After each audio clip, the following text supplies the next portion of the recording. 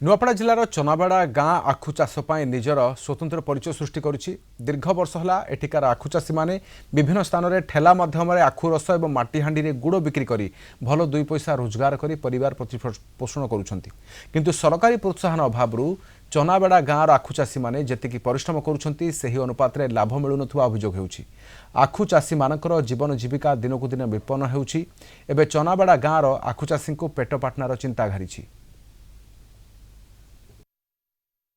फायदा बेला हेतकी आगे सब भूति कटा दी करी ठीक है मिलसी आगे हमके एबे तो गुड़ रेट हिचे से बेले तो 40 टका 50 टका थिला जानला तो एबे खाली रेट इसन लगी रेट हिचे परु भी गला वर्ष भी 70 टका बिकली जानला इसन लगी रेट अच्छे ठीक है आगे 25 साणी तक हिचे जानले अरे आखु भी सरी गला ना एकड़े कोरा हितला सेरा खुटीटा है नोआटा भी नहीं से नोआटा हेले बेसी मिली था पहला हल्ती जुतछु तार पछे दोहरी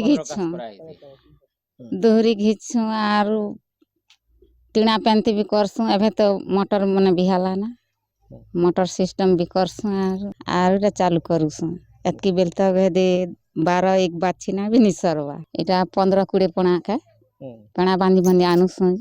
ई वर्ष 1 एकड़ करिछु आया आरो सेटा 1 वर्ष परे आखा हमके जेनटा पिरवार पड़सी सेटा पिरुछु एबे आरो बहुत परिश्रम आया ना चीनी कारखाना गोटे जेनटा कि करते बेले भली पड़ता ई लगन लोग सबू कर भी पारते।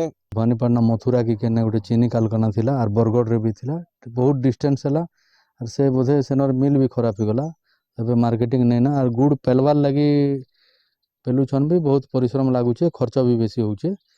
तो ताके सरकारी प्रोत्साहन देते किंबा ई एरिया रे किछि चीनी कल कारखाना यदि स्थापित हेता बेले चाषी माने बेसी उपकृत हेते।